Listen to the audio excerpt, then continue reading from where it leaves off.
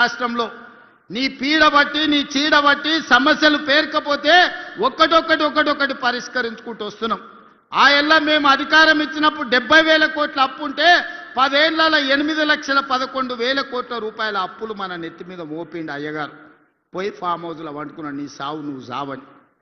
8,11,000 కోట్ల రూపాయల అప్పులతోని నాకు అధికారాన్ని చేతులు పెడితే ఏం చెయ్యాలో నాయనా అని దిక్కుదోచని పరిస్థితిలో కన్నోని కాళ్ళు పట్టుకొని ఢిల్లీకి పోయి అడుక్కోనోని అందరి దగ్గర పోయి కూర్చొని ఇవాళ ఒక దారిలోకి పట్టుకొచ్చి ప్రభుత్వాన్ని నడిపే పరిస్థితి తీసుకొచ్చినాం. ఒకటొకటిగా అప్పులు కట్టుకుంటూ వస్తున్నాం. అసలుకు మిత్తికే ఆయన చేసిన అప్పులకు మిత్తి కట్టనికనే నెలకు 5-6 వేల కోట్ల రూపాయలు కట్టాల్సి వస్తుంది. సంసారం దివాలా దీపించిండు, బజార్లో ఇజ్జత్ లేకుండా చేసిండు, సిల్లి గవ్వ ఉట్టకుట చేసి రాష్ట్రాన్ని ఆడ పడేసిపోయి ఫామ్ హౌస్లో వండుకున్నాడు. నీ సావు నువ్వు సావుపో, ఇక నేను రాను బడికే రాని అంటాడు. నెల మాత్రం జీతం తీసుకుంటుండు, దానికి మాత్రం ఏం తక్కువ లేదు. వెనకటికో పెద్ద ఆయనే చెప్పిండంట, మందేమో ఎప్పటోళ్ళనే మూలుగూడనేమో మున్పటోళ్ళనే అని. మందేం తగ్గలే, మూలుగూడ కూడా తగ్గలే. అది అట్లనే ఉంది, ఇది ఇట్లనే ఉంది. కానీ అధికారం ఉంటేనే నేను అసెంబ్లీకి వస్తా, లేకపోతే రానుపో అని అన్నాడు.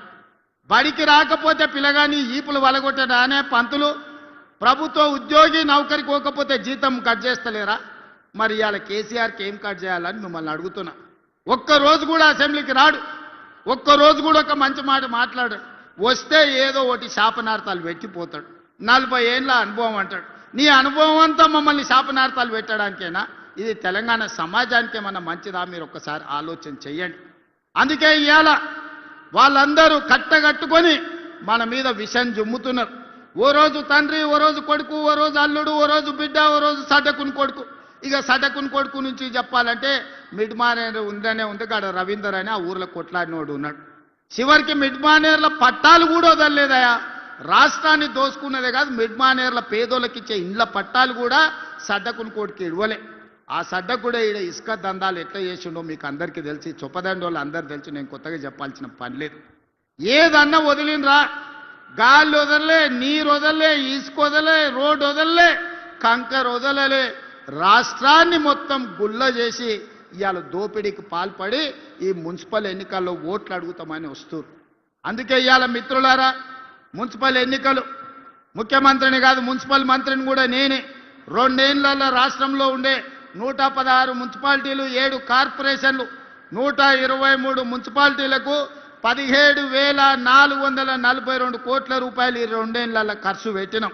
ఇవాళ ఉత్త కరీంనగర్ జిల్లాలో ఉన్న మున్సిపాలిటీలు మొత్తానికి కలిపి 15 ఉంటే, 2 కార్పొరేషన్లు 13 మున్సిపాలిటీలు ఉంటే దాదాపుగా 2,778 కోట్ల రూపాయలు ఈ మున్సిపాలిటీలకు ఇవ్వడం జరిగింది. ఒక్కొక్క దాని లెక్కలు కూడా ఈరోజు మన వాళ్ళు నాకు అందించారు. రామగుండానికి 586 కోట్లు ఇచ్చారు. ఉత్త కరీంనగర్కే 1,489 కోట్ల రూపాయలు ఇవాళ కరీంనగర్ మున్సిపల్ కార్పొరేషన్కి ఇచ్చిండ్రు. ఇట్లా ఒక్కొక్కటిగా 2,778 కోట్ల రూపాయలు ఇవాళ మనం ఇచ్చినాం. చొప్పదండి కూడా మున్సిపాలిటీకి 50 కోట్ల రూపాయలు ఇవాళ ఇవ్వడం జరిగింది. రామగుండం కార్పొరేషన్కి ఇవాళ 512 కోట్లు ఇచ్చినాం. నేను ఎందుకు ఇవన్నీ లెక్కలు చెప్తున్నా అంటే, ఇవన్నీ పనులు జరగాలి. పనులు జరగాలంటే మట్టికి పోయినా ఇంటోడే పోవాలని పెద్దలు చెప్పారు.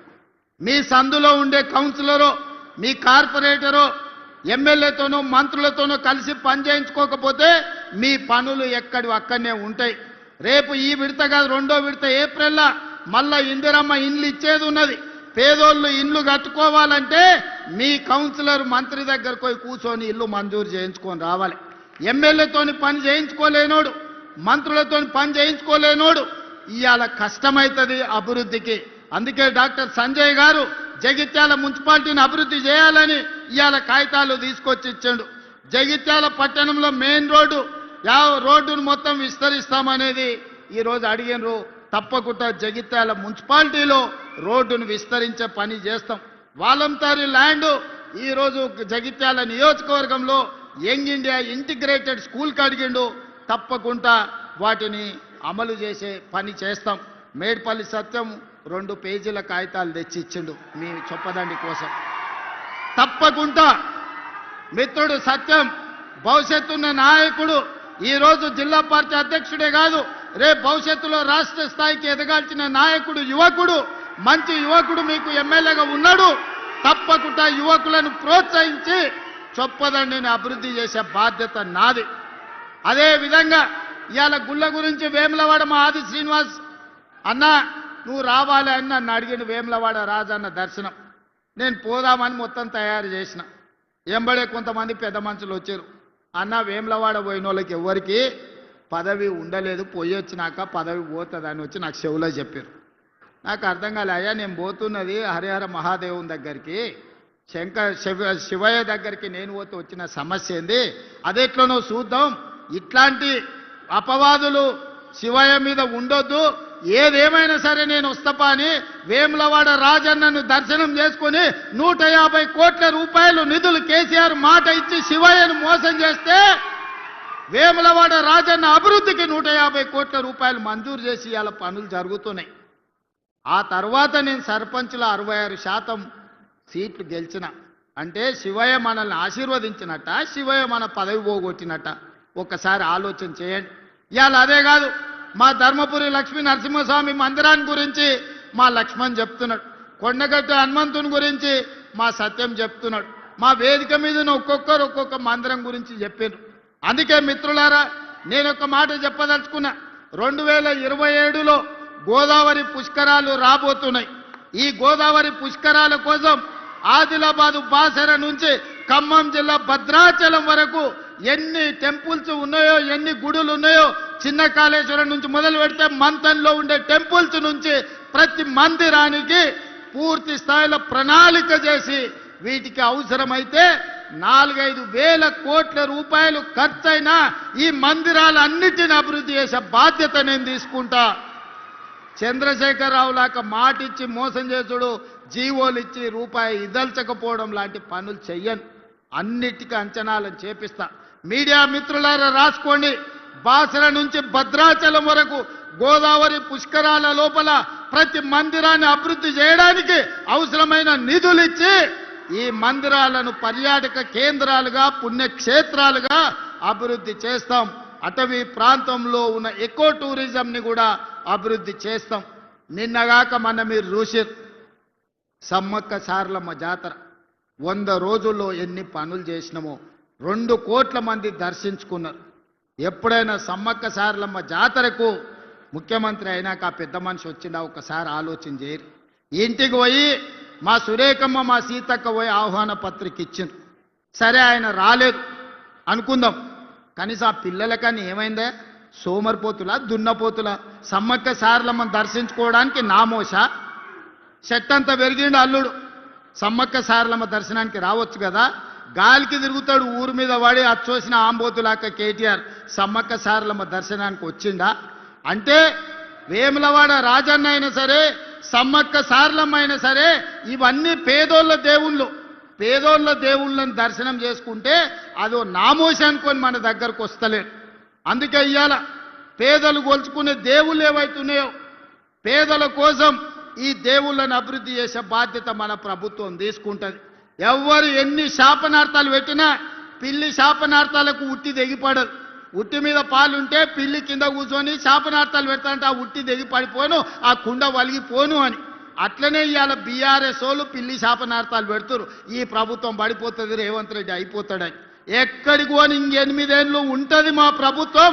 8 ఏళ్ళు తెలంగాణ రాష్ట్రాన్ని దేశానికి నెంబర్ 1 రాష్ట్రంగా, దేశంలోనే అత్యధిక ఉద్యోగాలు, అత్యధిక అభివృద్ధి, అత్యధిక సంక్షేమ పథకాలు చేసి దేశంలోనే నెంబర్ 1 రాష్ట్రంగా తెలంగాణ రాష్ట్రాన్ని అభివృద్ధి చేసే బాధ్యత మేమందరం తీసుకుంటాం. అదేవిధంగా కరీంనగర్లో పెద్ద సమస్య డంప్ యార్డ్ నాకు తెలుసు. అందుకే కరీంనగర్కి ఈనాడు ఔటర్ రింగ్ రోడ్డు లేదు. హైదరాబాద్ అభివృద్ధి చెందడానికి ప్రధానమైన కారణం ఔటర్ రింగ్ రోడ్డు, అంతర్జాతీయ ఎయిర్పోర్ట్. అందుకే ఇవాళ కరీంనగర్కి ఔటర్ రింగ్ రోడ్డుతో పాటు వరంగల్ కూడా ఔటర్ రింగ్ రోడ్డు ఇచ్చి వరంగల్లో ఎయిర్పోర్టును అభివృద్ధి చేసి ఈ రెండింటిని కలుపుతాం. జంట నగరాల లాగా కరీంనగర్ను, వరంగల్ని అభివృద్ధి చేసి ఈ రెండింటి మధ్యలో ఒక పెద్ద డంపింగ్ యార్డ్ తీసుకొచ్చి అక్కడ విద్యుత్తు ఉత్పత్తి చేసి ఒక దేశానికి ఆదర్శంగా ఉండే మున్సిపల్ కార్పొరేషన్స్గా వరంగల్ అండ్ కరీంనగర్ని తీర్చిదిద్దుతాం. ఎవరు ఎన్ని అడ్డంకులు కల్పించినా ఎన్ని రంకెలేసినా బీజేపీ వాళ్ళు సిల్లి గవ్వ తేరు. మోడీ ముందల నిలబడి అడిగే ధైర్యం నాదే. మా ఈడ బండి గుండు బాగానే మాట్లాడతారు ఈడ మైకుల ముందల, కానీ మోడీ ముందల వీళ్ళకి నిలబడి అడిగే ధైర్యం ఉందా? మోడీ నుంచి చిల్లి గవ్వ తెచ్చే ధైర్యం ఉందా? మోడీ వీళ్ళకి అపాయింట్మెంట్ అని ఇస్తాడా?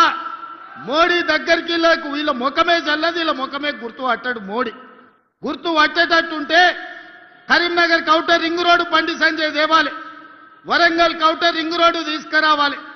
ఇవాళ కరీంనగర్ అభివృద్ధికి నిధులు మంజూరు చేయించుకురావాలి. ఇవాళ నిజంగానే మోడీ దగ్గర మీకు పరపతి ఉంటే కాళేశ్వరంలో 1000 కోట్లు కొల్లగొట్టిన కేసీఆర్ హరీష్ను బొక్కలేయాలి. కారు దందాలో ఇవాళ సంపాదించిన కేటీఆర్ను బొక్కలేపియాలి బండి సంజయ్ గారు.